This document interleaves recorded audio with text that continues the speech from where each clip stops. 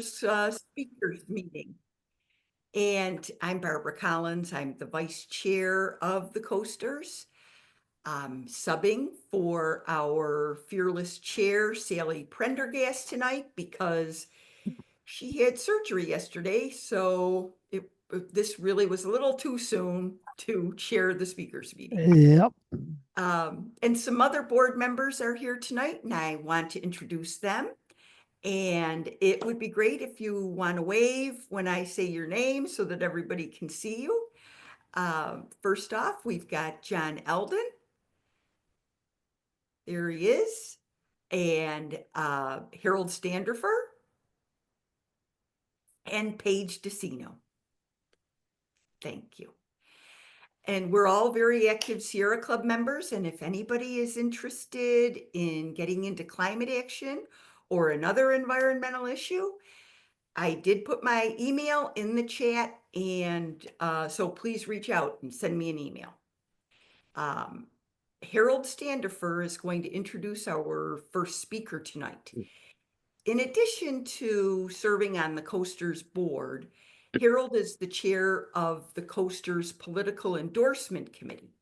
So that means he steers our endorsements of candidates for the coastal area elections for positions that set very crucial policies that affect our daily lives, our city councils, our school boards, and our water boards. If anybody's interested in working with us on that important effort, please reach out. And Harold, would you please introduce our speaker? Well, certainly, Barbara. It is my pleasure to introduce our speaker tonight, one of our speakers, Joy Lyndes. Now, Joy is the deputy mayor for the city of Encinitas, which means she also serves on the city council. She was elected in 2022 to that position after being appointed prior to that. And in 2022, we did indeed endorse Joy for the position. We endorsed her because of her background as a landscape architect with a focus on environmental issues and her accomplishments. Since she's been on city council, she has supported every environmental issue that has come before the city council with supportive votes. So we are very much appreciative of her endeavoring, if I can use that word, to maintain that position. It's since the city council turned over, it probably hasn't always been easy for her. Sometimes she's the lone voice, but we appreciate you, Joy, very much, and we will support you. So keep on with that effort. And with that, I'll turn the floor over to you. Well, thank you, Harold. It's an honor to be here. Thank you for the invitation. Harold and I had a chance to chat just really quickly prior to this a few days ago. So I think what I'll do is I'll cover a few topics of what the city of Encinitas has been doing and will look to do in the near future, and maybe about 3 or 4 topics. And then if there's some questions, please let me know. One thing I'm not real clear on, if you could help me, I do recognize some people, Jim Wong and John Eldon. We served on the Environmental Commission together here in Encinitas, and I do recognize some faces, but does this membership represent all of North County, or is it mostly Encinitas and Carlsbad? And maybe if I could get some clarification on how many people might be from Encinitas and kind of know the city here. We cover the North Coastal cities from Del Mar to Oceanside. Okay. So including Encinitas and Carlsbad. Okay, perfect. All right. So some people may know Encinitas better than others, just due to the fact they live here. So we do work a lot with our partner cities, our coastal cities, especially because we have so much in common. So what we're working on hopefully is reflected in what others along the coastal region are also working on. I do come to this role with a strong environmental background, as Harold said. And so when I first got on city council, I'm like, oh, very gung ho for all the environmental stewardship and environmental concerns. And then it's like drinking from a fire hose as far as learning about housing and roadway safety and all the other things. So it's a natural fit for me to bring the environmental things forward, and honestly, still learning a lot in the other areas. One of the things I'm really happy about is in Encinitas, we have a gold standard climate action plan. So I just want to give you a quick update on that, because it may be something that most everyone is already aware of. But we really, I give the Environmental Commission and Jim a lot of credit for stepping that up years ago to get it not only a position, city council, a staff position, to lead that effort forward, but to provide the support to launch it, and then we all together have built it into a gold standard climate action plan. I still do see support with this new city council for environmental issues, and we've had some that have come forward, and we've had the climate action plan come forward with an update, and there's always lots of questions, and I think there's a lot of education that still could be done with this new city council majority so that they can understand what has gone on before, what we're doing with the climate action plan, and why it's so important. We continue to get support for it, so I'm happy for that. As far as climate action plan, you probably know that carbon sequestration is what we focus on for the vegetation and the open space, and I've asked our staff to also look into blue carbon because we have so much land area that's lagoon, and they are open to it, and we hope to learn more about blue carbon in the future and how that might integrate with our climate action plan. So if anyone with the Audubon Society is aware of knowledge on that, I know at a state level, our Assembly Member Borner is also, she put forward a bill that did not move forward this year, but she is interested in continuing to look at blue carbon and where that is an asset to us. So I'm open to people following up with me if they know more. One thing I want to focus on is our Encinitas Habitat Stewardship Program.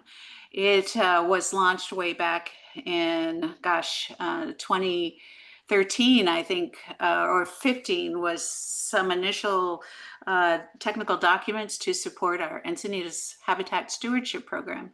And Blue carbon. we finally got we got some momentum going on it, and we have, let me see, 2, 4, 6, 8, 10, about 13 properties that are city owned, that are open space, that we are now stewarding across the whole city. And we have this habitat stewardship program because we did not do what Carlsbad did and put together a multi-species habitat conservation plan. We did not do that a couple decades ago, and it was too much for our city to take on. I wasn't in a position with the city at the time, but that's my understanding. So this was our position, that we would move forward with habitat stewardship program, and I'm really proud of the program. We are restoring our open spaces throughout the city. We are advancing with funding, more funding every year. We're currently going to be launching the Indian Head Canyon restoration next. We've already worked on Cottonwood Creek, Saxony Road, Oak Crest Park habitat area.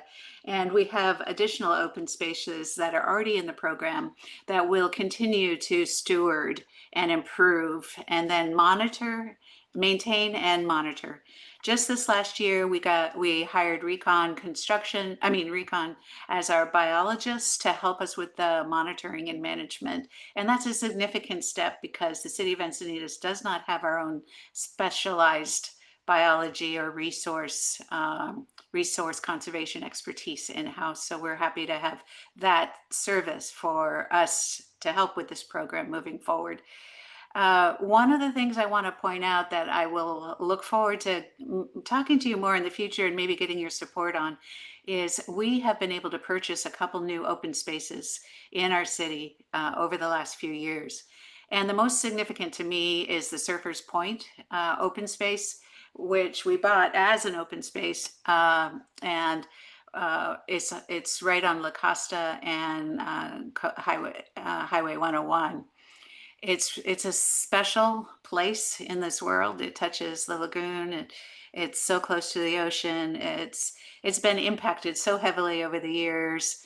And we are going to go through a whole public process to work out what might be done with that property to serve the public best in the future. But in the interim, I do want to add it to our open space that we steward under our Habitat Stewardship Program. And when I've brought that up to my other city council members, there's been some interest in it. So I've been glad to hear that. It's been informal. We haven't voted on it, but it will come before us in the new year. And also maybe the opportunity to apply our habitat stewardship strategies to other either public or private open space within the city limits. We have other public land such as county-owned land. And then there's also privately held conservation easements. We have a whole cornucopia of different kinds of open space throughout all of our city that exist. And a couple of years ago, I did a total count. And a couple of years ago, we were at about 24% of our land area is in open space. And that includes all those different kinds. Some of it's private, but we're very fortunate to have that, and to be good stewards of it is the next step that I hope we can achieve. My next and final thing that I was going to present is that we have a couple new ordinances that we're considering. They have come forward through the public process and are in different stages of development. The first one is a native plant ordinance. Along with that, we're developing a native plant demonstration garden at Leucadia Oaks Park. And those two efforts are moving forward. Just this evening, the UFAC, the Urban Forest Advisory Committee, and the Environmental Commission met to discuss and they may still be meeting at this moment, to discuss the next step of the native plant ordinance. The native plant ordinance is intended to focus more on bringing our spaces more back to how they were, how they naturally are. But also it's a little broader than that, to focus on creating habitats and healthy environments, creating opportunities for pollinators, demonstrating what the diversity of the native plants that exist now or that have existed over history is, and help to educate our community on bringing native plants into gardens, both public and private. And there's been a lot of support for this across the community, and I think there's a real big need for education. And so we're working hard to move the ordinance and also the demonstration garden forward.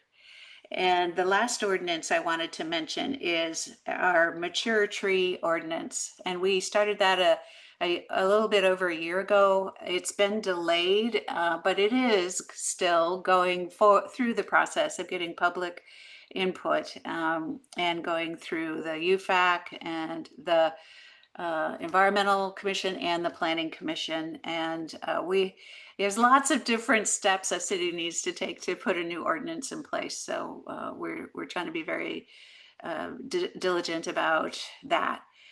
The mature tree ordinance is based on not only preserving mature trees when development occurs, and that's either private or public, but where you can't preserve mature trees, requiring that the loss of those trees is mitigated for at different rates, depending on what the situation is.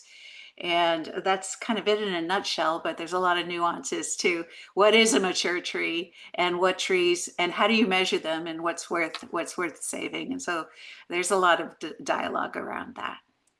So that's kind of the just a basic overview of a few things that are happening here in Encinitas.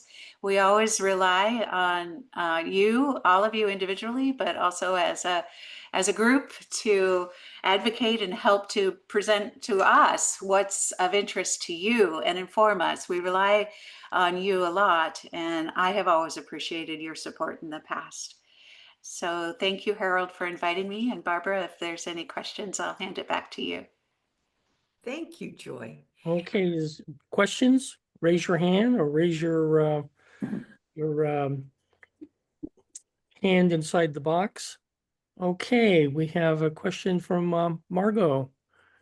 Yes. So what is the relationship with the U.S. Fish and Wildlife Service and California Fish and Wildlife, with regard to endangered species? Are they satisfied that this plan will, be as good as the sub-area plan that was supposed to be done? My understanding is that the sub-area plan and the MSCP is that's a law. It's like a state law and federal law that you have to do these things. So just what is the role of the U.S. Fish and Wildlife and California Fish and Wildlife in these things? Yeah, thank you, Margot, for that question. It's a really good one. It's really technical.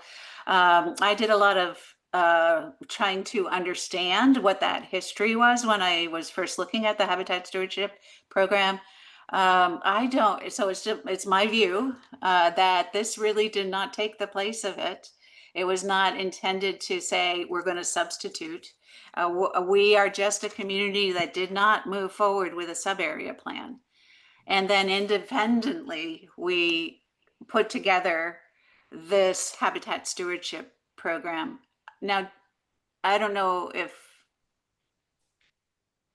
John might have his hand up, because I know, John, you go back further on that than I do. But anyway, so I don't, as far as a regulatory matter, it's just a local program. It's not meant to be a replacement. So I looked into what could we do to be eligible to then reconsider a sub-area plan. And what I've learned is that it's such a high bar for a small community like us that we probably couldn't do it. So maybe it's an area I could use more of the group's expertise, but that's what I know about that history. Thank you. John? Yeah, just real quick, having gone through the 1961 warm up to the fires in LA this beginning of this year, I'm real sensitive on the fire safety, and to some extent, there's no conflict with native plants and fire safety, but certain native plants, obviously there is. So how do we balance that? Yeah, we're looking at that. So what we want to do is reduce the likelihood that the plants will be fuel for fire. And you're correct when you say just because a plant's native doesn't mean it's fuel for fire. So that's part of what's being evaluated when we do our native plant work. And we have our consultant on that's helping us with that. One of my biggest concerns, and this has to do with education, and I think when I think of this, I think of the Alevenhain area. We have a lot of invasives and non-natives that have been part of that landscape for a long time. I'm thinking of palm trees that end up acting like match heads when there's a fire, or eucalyptus that has never been my favorite plant. So I'll have to admit that I'm a little biased against That's where eucalyptus. mature trees gets in the way. Yeah. Yeah. And so that's why it's a complex dialogue. But I think control of invasives is a primary objective when we could talk about fire safety. And our fire chief, Gordon, has put together a really, really good public information piece on what you can do to improve the safety around your house and on your property when it comes to fire safety. And it has several layers of suggestions. Thank you. Paige? Yeah, Joy, I'm a Carlsbad resident, but I want to thank you for being the environmental champion for Encinitas. Oh, thank you. I was just at the native plant ordinance meeting. I left Oh, early, but good, I'm glad. I want to applaud Encinitas as a model for that. Other than trying to do a little bit better job on residential people, homeowners from not having invasive plants near open space, but that's kind of another issue. And then I want to thank you also for when the council was voting on REACH codes, that you did reach out to the Sierra Club and to the Building Electrification Coalition to get out speakers. And I think hopefully that made a difference, because Thank you, it did. Yeah. That So falls in that category of education. I think there's a lot of education needed, and when new council members come in, they don't know stuff. So if we take that approach where we put reasonable information in front of them and talk about the rationale behind it and the benefit, kind of support the cost, talk about the value, all these things that the public wants us to do, then I've found that as far as environmental concerns, this new majority will come around. So that's a good example of that happening. good. Yeah, thank you. Barbara. Hey there, I'd like to know more about that native plant ordinance that the council's working on. How expansive is it, and then how would it be enforced? And I can follow up. I'll put in the chat then after I'm done speaking a link to the document, if that would be helpful. It's a draft document, it's still getting public input, but it's focused on new development. So this is where we're starting, and also public sector. So if we're going to put a roadway in, it would apply to the public or a park, but also new development. If you're going to pull a permit for development, if it hits the nexus for needing a development services permit, then this ordinance would apply. So it would not apply to single family homes. It wouldn't apply to existing properties, but this is a good and reasonable place to start. And then the plants would need to demonstrate that certain, depending on where they are in town, if a property is right up against a sensitive habitat area or an open space that has habitat value, there will be a higher bar of how many natives that they're required to have on their property, and it will vary a little bit by the land use. So the idea is, where we have very special sensitive habitats already, we want to extend that special virtue into the community and create connectivity and try to create linkages between the islands of existing habitat throughout the community. It's really the best way I could think of bringing forward the linkages for the habitat, so that we don't have isolated islands. But as you get further away, maybe more in the urban areas that are already built up, the native habitat requirements will evolve into incentives and recommendations.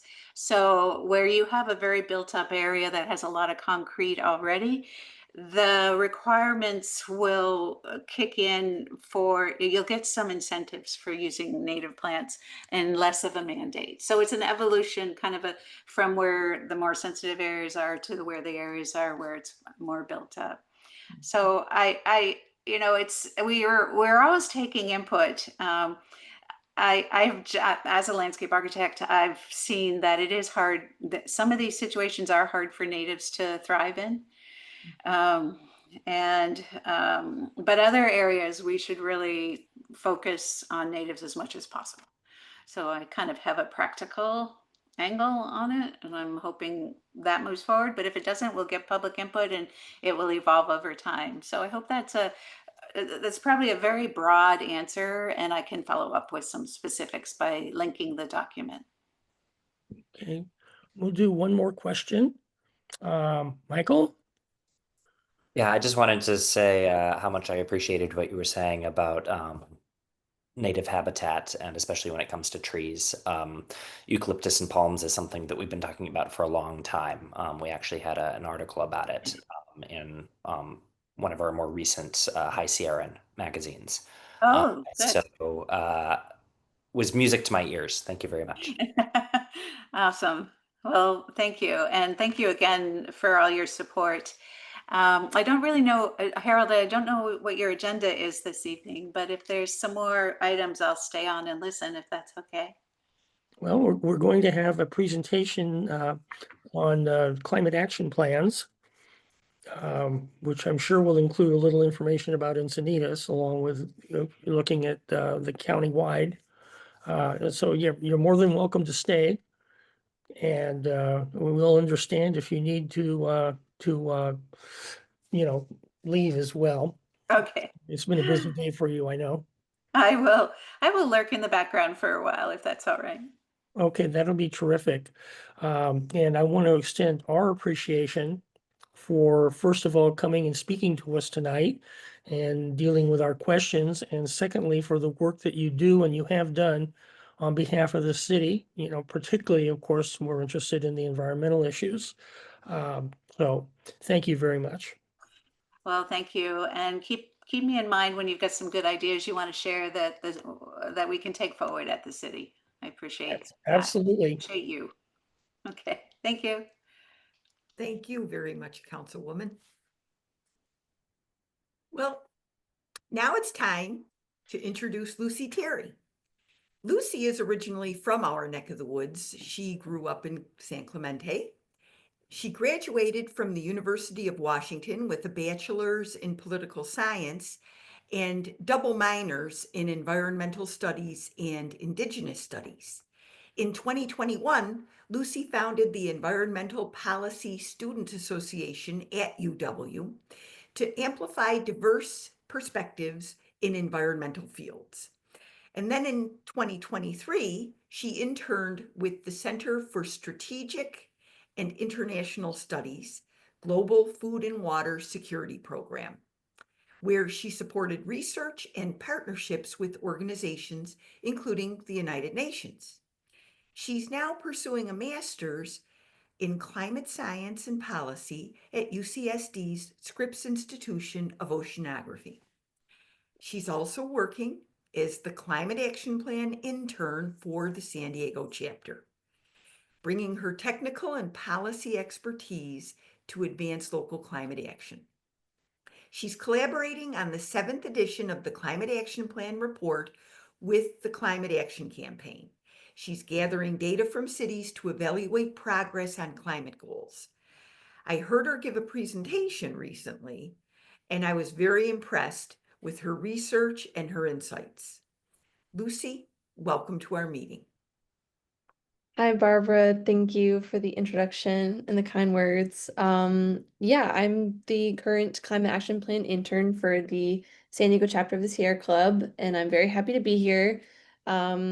I do have some slides I can show if that would be, helpful. I'll talk a bit about the report card stuff I'm working on with Climate Action Campaign, and then also developing our advocacy strategy moving forward on climate action plans. I'm gonna send a request to share my screen if that's okay. Okay, yay. I think that worked. Perfect. One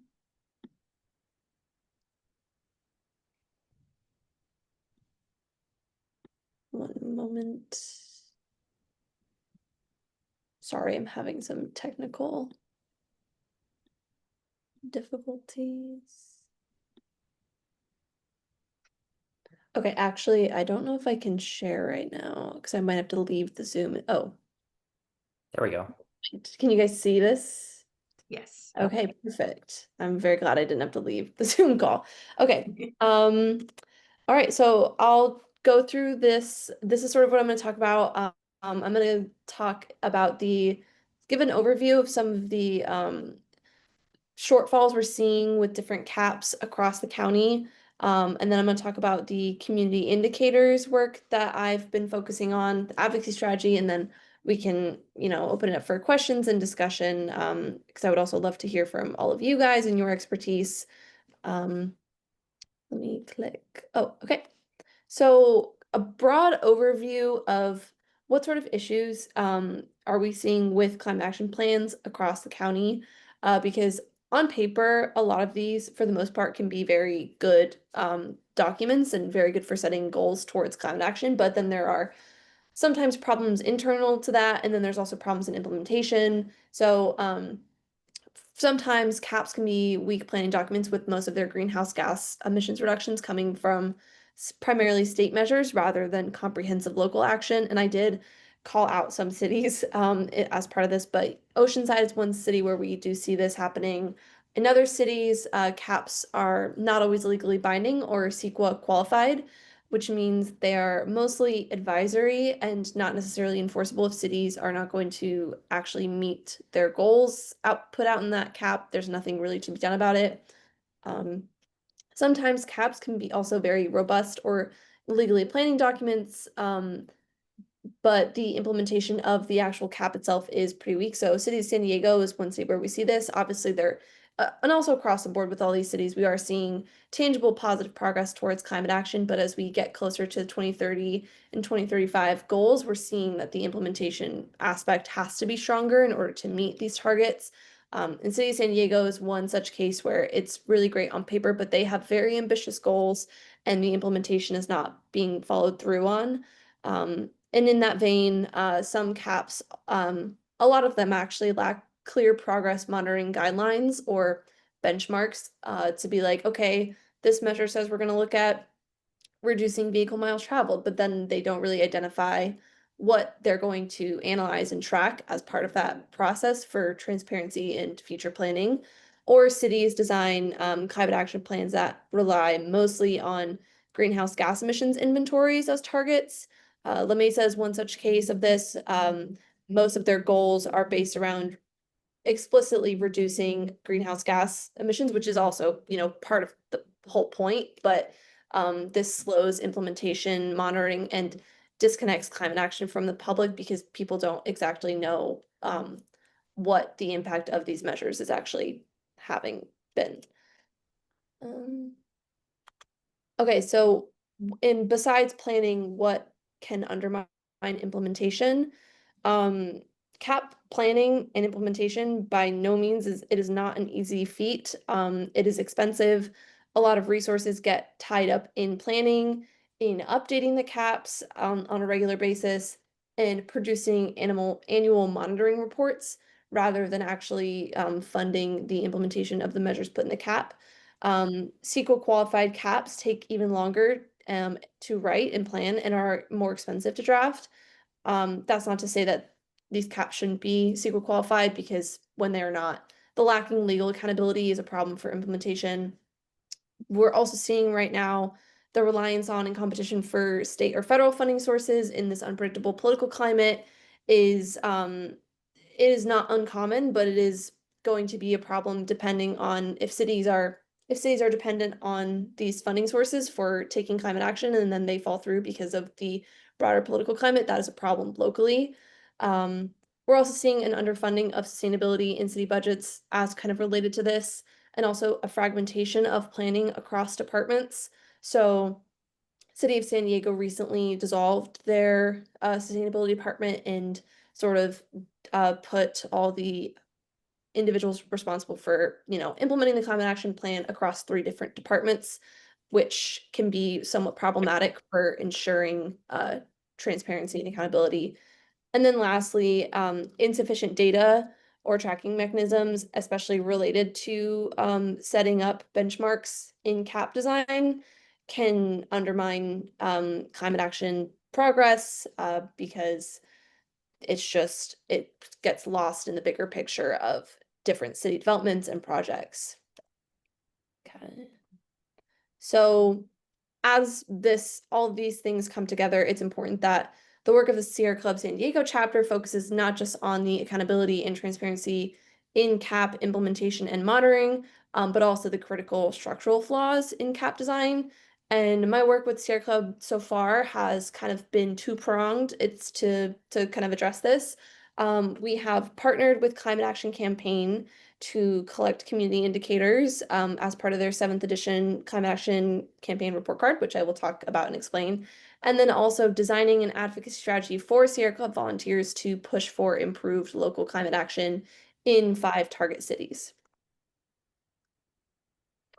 So the community indicators, Climate Action Campaign is drafting their 7th edition Climate Action Plan report card in 2026. It will look at data from 2024 just because there's a lag between, when all the data and monitoring reports are published and then the process of writing the report card. So 2024 will be coming out in around June, July of next year. And we are working with them to collect information from cities on community indicators, or basically visible city projects and improvements that demonstrate how climate action is being taken, beyond what we usually see in a CAP, or sometimes what is identified as a goal part of the CAP, but not explicitly monitored on its own related to climate action, but something that the city would still have data on. So we're asking the 9 cities that Climate Action Campaign includes in the report card to provide us with around 13 to 15 different data points, including like the miles of sidewalks added or the urban tree canopy coverage, per capita water use, energy use, eligibility for San Diego Community Power or Clean Energy Alliance, etc. And the purpose of this is to sort of support the process of clear and transparent data and steward monitoring with the cities to improve transparency, but also to make climate action more visible to residents and also celebrate a lot of the positive victories that we are seeing across the 9 cities that we're looking at. Something that Anthony, who works at Climate Action Campaign, and I work with him closely on this project, as well as Charles from the Sierra Club. The goal of this is not to grade the community indicators as part of the typical report card rubric. It's more so to include all of this data eventually as an appendix in the report, and then also include the victories and the wins as part of the narrative that Anthony will write in the report card. So over the time that I've been working with Sierra Club, I've spent time defining what the scope of those indicators are going to be with Climate Action Campaign, collecting public data, then creating a lot of shareable materials and reaching out to city staff, collecting data, filling out the spreadsheet, continuing outreach, all with the goal of finalizing and collecting community indicator data from city staff by December 5th. And Climate Action Campaign will then spend, with the support of the Sierra Club, they will spend January to June grading climate action plans, writing their report, and then publishing it. And so far, we have seen a surprising amount of support and interest from the cities we've reached out to regarding this, which is really great because it is an added sort of component to the workload of already very busy sustainability manager, but there has been genuine interest and support for this project from cities, which is great so far. All right, and then transitioning sort of into the other part of what I've been working on, which is our advocacy strategy. This has been building off of the research of the previous intern with Sierra Club, Zoe Geller-Alford, who she spent the summer basically going through every single CAP in the county and taking a very close look at what do these CAPs have measures on, what should be in the climate action plan. And so she came up with some really great materials that I've been using, and then also combining with meetings with Epic, which is a consulting company in San Diego, volunteers like you guys who have been working in the space for a long time, coalition partners, and city staff, while also meeting new people, learning from San Diego Climate Week events, and also reviewing academic literature on successes and failures of CAPs, not necessarily limited to San Diego, but across the country. And so some priorities remain consistent across the board with the 5 cities we've decided to target, which include Carlsbad, Chula Vista, City of San Diego, Encinitas, and Oceanside. Those are the 5 cities we're starting with. And so some of those priorities remain the same, like wanting to have these cities reassess the feasibility of net zero if possible, or integrating equity concerns, but then other asks that we're going to be making from these cities, they vary depending on the city. And we'll get into that. I lost my mouse. Okay. So also I realized that I only included the sort of shortfalls of these cities. I do want to note that there are a lot of successes, especially I'm only going to talk about Carlsbad, Oceanside, and Encinitas. There are a lot of really great things in all these climate action plans. Like it was mentioned earlier, the Encinitas climate action plan is like a gold star, very well-designed cap. And I didn't have time to talk about all the great things that are in these climate action plans. I've only highlighted the shortfalls. I did not mean to be pessimistic, but if you have questions about what's going right with the plans, we can also talk about that. Basically, with Carlsbad, this is a plan that does not call for net zero by 2045. And this is something we're seeing consistently in a lot of the smaller cities, which it is for a valid reason. So California state law requires that they want to achieve carbon neutrality and by 2045, but for a smaller city like Carlsbad or Oceanside, achieving net zero emissions, the state can do that because it's much easier to leverage, geoengineering or carbon removal, carbon sequestration technology, but that is not necessarily the case for these smaller cities. And so while that is a real constraint, it is still important for these cities to set stringent goals when it comes to climate action. So that's just something that the Carlsbad and I think also Encinitas and Oceanside, they do not do. Carlsbad specifically, for each measure in the plan, they do identify areas of data to monitor for each measure, but they do not specify how they will go about collecting that data or centralizing that process, which is of concern, considering the fact that they do have a climate dashboard, which is a really great thing to have, but it has not been kept in the best quality, as some of you are familiar with. And I do think that not having an exactly publicly specified process as to how they're collecting data is part of the problem. And then the appendix of the Carlsbad cap does identify the estimated costs of cap implementation, but it does not identify any prospective sources of funding for upcoming projects. And this is something that the county cap, or at least the county climate roadmap does, and I think some other caps do. They do refer to potential local, state, and federal funding sources that they might get for cap implementation. And while that is not necessarily written in stone, it is valuable for these cities to be sharing where they're going to get the funding for climate progress. So some of the asks we're going to be making of Carlsbad would be to reassess net zero by 2045, and then also adopt or create a climate equity index. Something I didn't mention actually is a shortfall, but is true to Carlsbad as well as Oceanside. Neither of these cities use a climate equity, like a climate equity index or a climate equity tool to develop equity integrations into the implementation of the cap and the plan design. So Encinitas, for example, they use Cal EnviroScreen 4.0, which is a pretty great tool used to look at what are going to be the impacts of climate action on the most vulnerable communities and sort of prioritize where climate action is being taken. And while Carlsbad does mention equity considerations for each cap measure, like which communities may be impacted, it does not have a sort of rigorous equity index process. And it is important that these cities be considerate of the ways that climate change is distributed unevenly across populations, but also the way that the benefits of climate action can be distributed unevenly if not done carefully.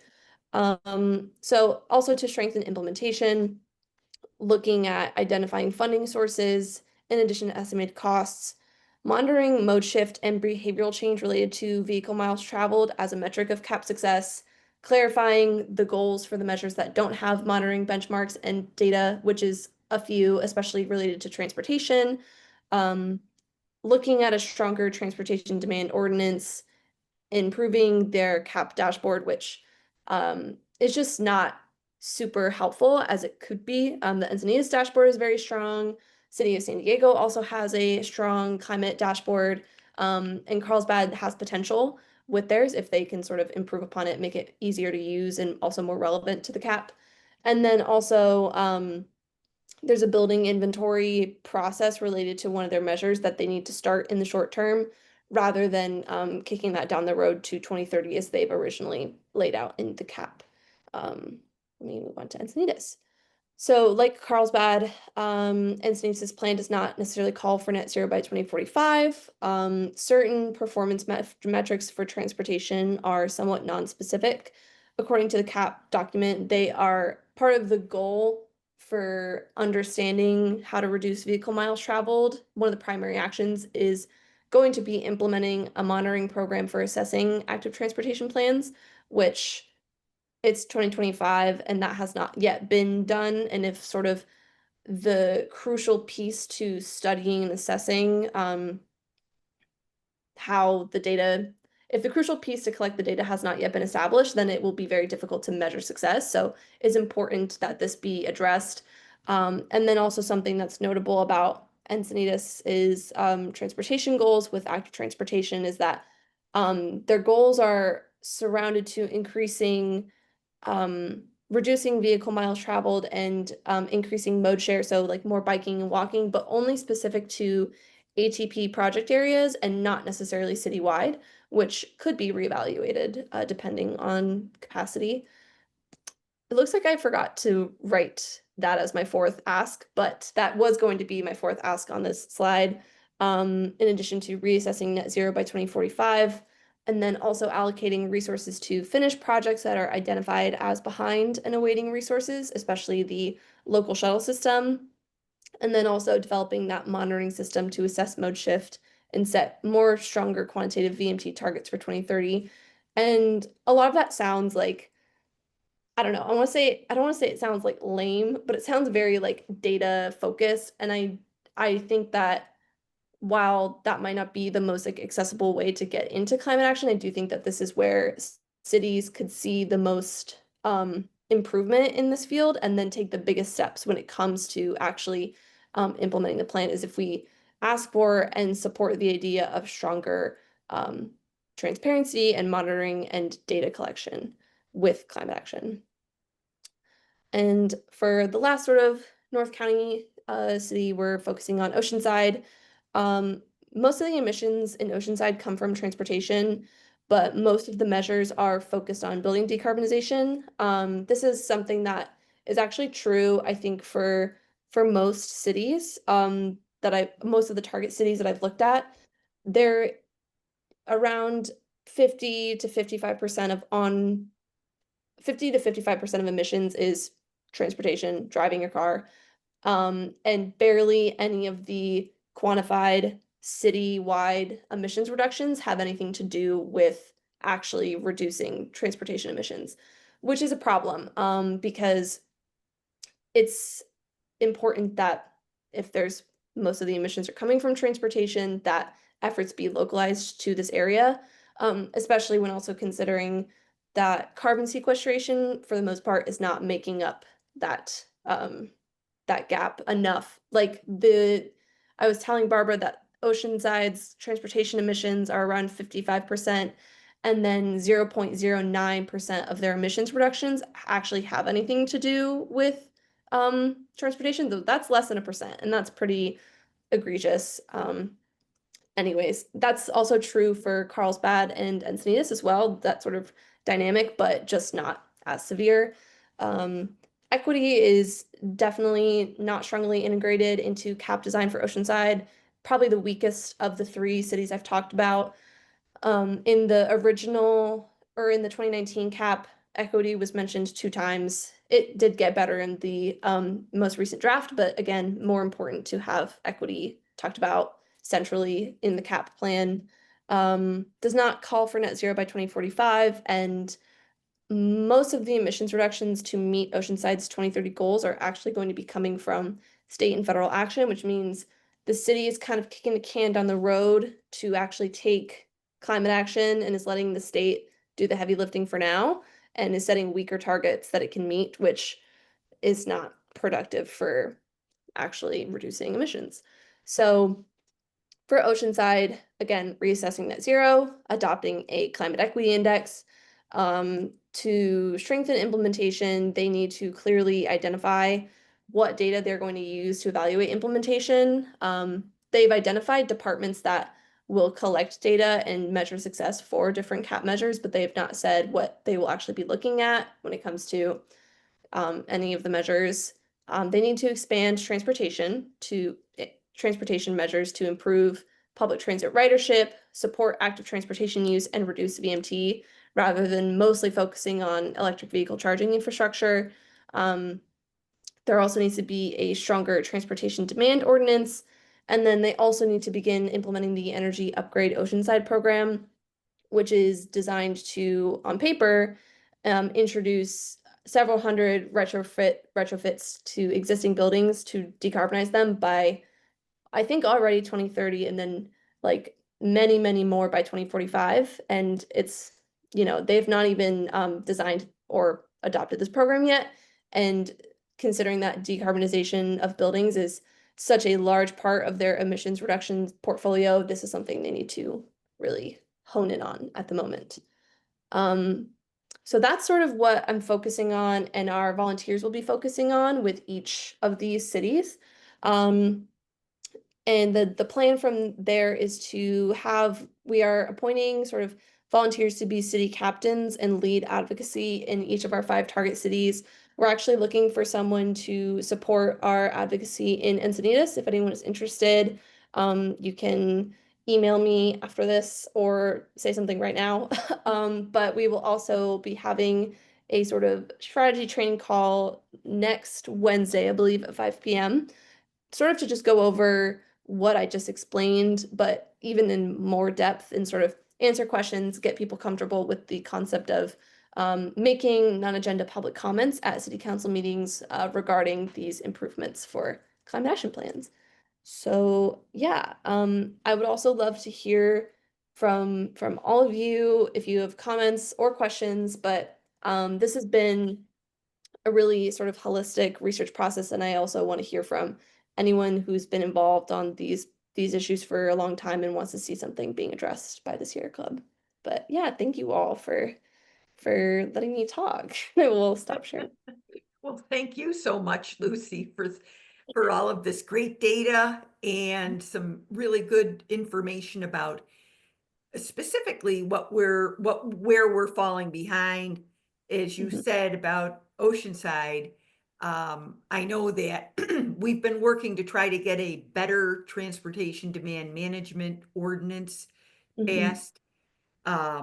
It's obviously, I mean, I knew that we needed to shore it up, but not how badly. Right. But let's do what we did for Joy. So please raise your hand to ask Lucy a question.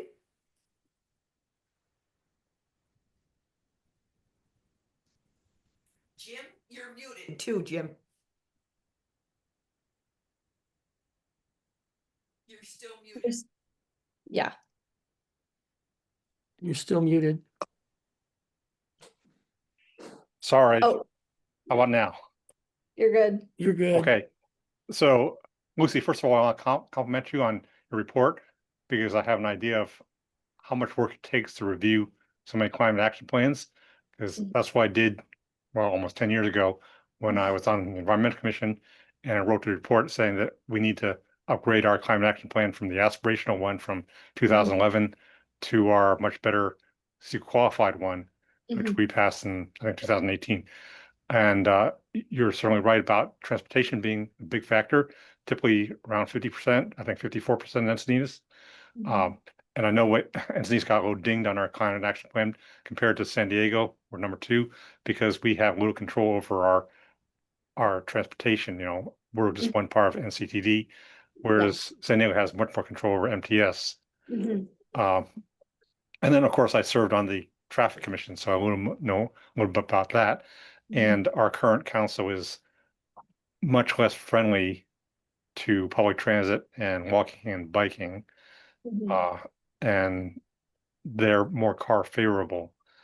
Mhm. So that's why I was wondering whether you have suggestions on how to approach council on making them see the light, because the unfortunately the best way of dissuading people from driving is to make it less convenient. That means basically traffic congestion. If you make it easy to drive, then more people will drive. That's just simple, plain induced demand. I know I don't have to tell you that, but Mhm. some people seem to find it hard to realize that if you make it easy to drive, more people will drive, and then there'll be more congestion. So Yeah. that's the attitude that we have to change. Yeah. It's definitely hard, I think, to change that attitude, especially considering for the most part, I do think if someone has a car and has like the financial means to maybe upgrade to like an electric vehicle, they'd sooner rather do that than maybe go take the bus or go take the trolley just because of like what we are socially used to.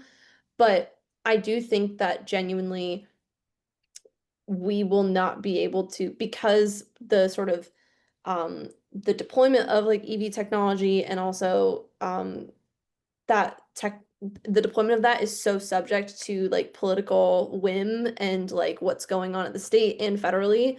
I don't think that's the only thing we can count on. And I think that it's a vulnerable area to, change. And so asking that in tandem with EVs, we also support active transportation and making walking and busing and biking way more accessible. I think emphasizing that to city councils and showing that there is a willingness to, I personally, I take public transit every single day, not by choice, but because I have to. And I do think that people will not start to take it and use public transit if it's not invested in to become more accessible and easier and just comparable to driving. Like, and that will take a lot of time and a lot of money. So I don't exactly have all the answers, but yeah, I'm not sure if I also answered your question fully, but let me know. Well, it's just hard to make. Cars are so convenient, and that's the problem. I Yeah. mean, it's hard to saying convenience is a problem, but that is the problem because it's hard to compete with that convenience with Hmm. public transit or even a bike or walking. Yeah. And that's really what we have to change to get people to mode shift. Hmm. But so many climate action plans, they say, like San Diego's, I think they say we're change commuters some percentage by 2035, like some fantastic percentage, 50% or so, something like that. But Hmm. that's not going to happen if cars are so convenient. Yeah. And also, I mean, you mentioned like congestion and sort of that aspect of it. It's like funny because for the most part, you would think that like cities are doing actually a lot to retime traffic signals to improve flow of traffic and ease congestion because idling cars, more emissions. Um, so they're actually doing the opposite of which also you wouldn't want a city to be worsening congestion and making traffic bad, making your life harder. But it is headed in the opposite direction. And I do think that they are doing more measures to improve traffic flow than you would even imagine. There's a lot of retiming of traffic lights that's happening behind the scenes. Yeah, well, I'm too familiar with that. If Mhm. you're familiar with Encinitas, tomorrow City Council can consider undoing safety improvements on Santa Fe Drive, which we spent Mm. $3.5 million doing, but they want to spend $1.5 million to undo those because it's less convenient for drivers, safer Mhm. for pedestrians and students, but not for drivers. That's ridiculous. That's crazy. And that's, I mean, if we just invest in, the infrastructure for active transportation and making it more accessible and safer, that's also a big part of it. The safety component and integrating these climate action plans with, um, you know, safety plans and the transportation mobility documents. If we can do that successfully, we can support that behavioral change. But at the moment, that is definitely not the priority of most cities. It's really not. Most of the planned projected reductions in emissions for transportation are going to come from EVs and infrastructure for electric vehicles that is supported by the state. So I yeah. jump in with something. Yeah, understand. So just to I jump in want with to thank you for everything you've done. I also don't want to dominate the conversation. Sorry to interrupt, Michael. It's yours. Oh, you're good. I just wanted to say that this ties into some extent with some of the work that the club is doing on the Sandag regional plan, which is a disaster. um, because it's investing, millions of more into highway expansion that will, fall victim to induced demand. It won't relieve congestion problems. It dramatically increases vehicle miles traveled. It actively rolls back safety standards for active transportation around bicycle infrastructure. And it cuts some of the most important transit corridors that were proposed. And the reality is that certain corridors, take for example the Blue Line in San Diego, are enormously successful. Public transit can work in San Diego, and I think in more broadly in San Diego County. But kind of like what Lucy was talking about, you have multiple steps of, you know, you can have a trolley line that drops you off somewhere, but if you have no ability to get from that place to your house without a car, um, that's where cities really have to step up and look to plug the gaps in public transportation coverage. And microtransit is a great way of doing that, investing in more bus lines, dedicated bus lanes, all of those types of things. But we do have a systemic problem here, and I think that some of the things that are happening on the cap level as it comes to vehicle emissions reductions are part of a broader issue that also plugs into the culture at Sandag and the county and a lot of other things that makes it very difficult. I have a question. Lucy, you mentioned a dashboard or some kind of a meter for equity, climate Hmm. equity. Is that free? Because that's very important in Oceanside. We don't like to pay for stuff if we don't have to. Right. I don't actually know. So Encinitas used Cal Enviro Screen 4.0, and I don't know if that, I'm actually gonna look it up. I don't know if you have to pay to use that. Some of these tools, at least, I used to use a lot of these tools for my research at Scripps, and they were not, you didn't necessarily have to pay for them. Federal government kind of dismantled a lot of those, but that's why there's the California version. Um, I know that in the case of Chula Vista, they created their own climate equity index using ArcGIS, which I assume they probably paid for, because they probably hired an outside company to do this. And then City of San Diego went through a really robust process to adopt a tool called, I think, like Climate Prio, where it's like a mathematical scoring almost of these different actions and the impact on the relationship between equity and different social and economic vulnerabilities to climate action.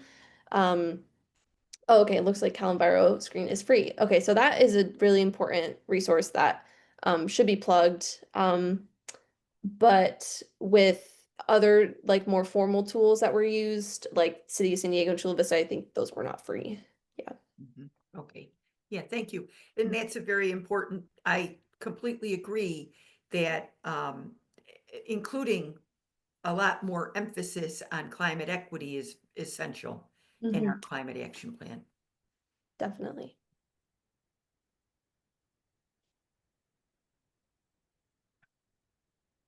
Questions? If you mention climate equity, then cars are very inequitable, whereas They public are. transit is equitable. So I don't know whether any legislators pay attention to that, but that should be pointed out. Yeah. I do feel like with the cities are using the tools like to look at equity in implementation and not just design. I think they do recognize that. But I wonder how it also so I think that it plays into that with public transit, but I actually wonder how it plays into the focus on EVs and EV infrastructure, when that is not necessarily something that every person of every walk of life can achieve, getting an electric vehicle. So, yeah. Well, if there's also no more questions, Barbara, I can pass it back to you. Okay, thank you very much, Lucy. That was a wonderful presentation, and I appreciate very much all of the insights into especially the Oceanside Climate Action Plan, but the climate action plans that the many that you've done an in-depth dive into. One of the things I mentioned when we spoke was I had looked at the report card several years ago when I first started working on the Oceanside Climate Action Plan, and it was worthwhile. Don't get me wrong, and I understand the politics of issuing a report card by the Climate Action Campaign. It was very important. It kind of pushed cities, said they don't even have one. These cities do have one, and these are the elements that they include. But it was basically a subject, not anything very in-depth. And so this is an important step forward, I think, for all of us that are interested in having a good, effective climate action plan that's then implemented, because I think that's a big shortfall. You mentioned that in San Diego, and that certainly was a problem in Oceanside after we enacted ours. Not a lot was done for the first few years. And I don't think that's an uncommon problem with them. Yeah, definitely not. And I think it's also why I'm very excited, and I know Charles is excited, everyone is excited to be working with Climate Action Campaign and sort of working on this coalition and supporting the report card, getting tangibly involved with that process in addition to the advocacy, which again, if anyone wants to work on Encinitas, you can email me because that would be great. Very good. Well, thank you, Lucy, and I'm looking forward to hearing more about your project as you continue. Thank you, Barbara. So we are probably ready to wrap things up then for this meeting, unless somebody has any announcements that they'd like to make. I would like to probably just remind folks, particularly from the Encinitas area, and piggybacking on something that Jim said, the city council will be considering making wholesale changes to Santa Fe Street Avenue, the street in front of San Diego Academy at the city council meeting tomorrow.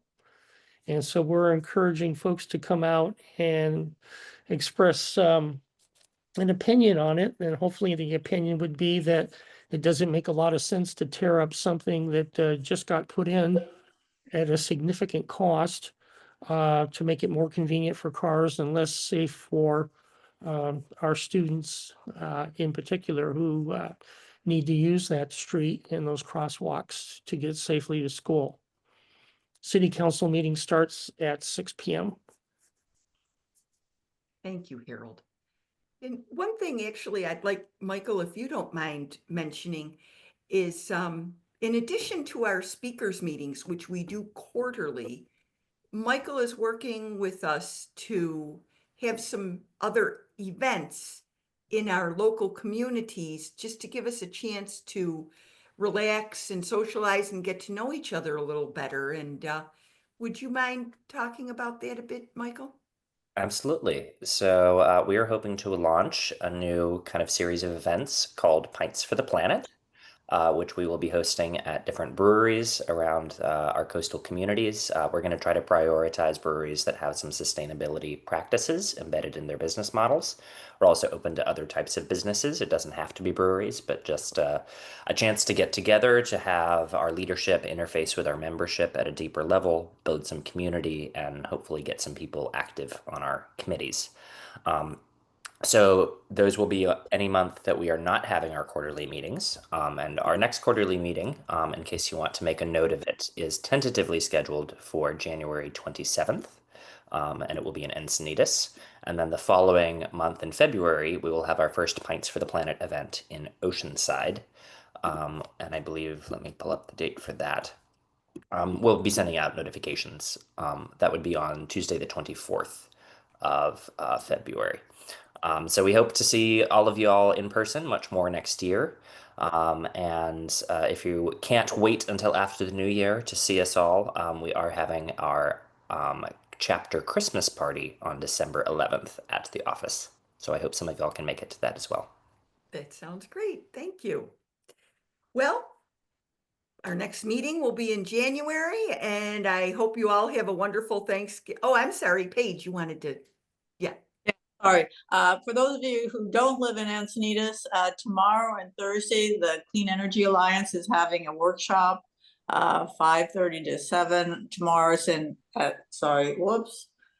at Libby Lake Community Center in Oceanside, and Thursday is at the Solana Beach City Council chambers. So if you have questions about Clean Energy Alliance, your bill, whatever, you can go there. Anyway. Great, thank you, Paige. Well, then, it's time to close the meeting, and we'll see you in late January for the next speakers meeting. I hope everybody has a wonderful Thanksgiving and a joyful holiday season. Yeah. Thank you. Bye. Thank you, Barb. Good night.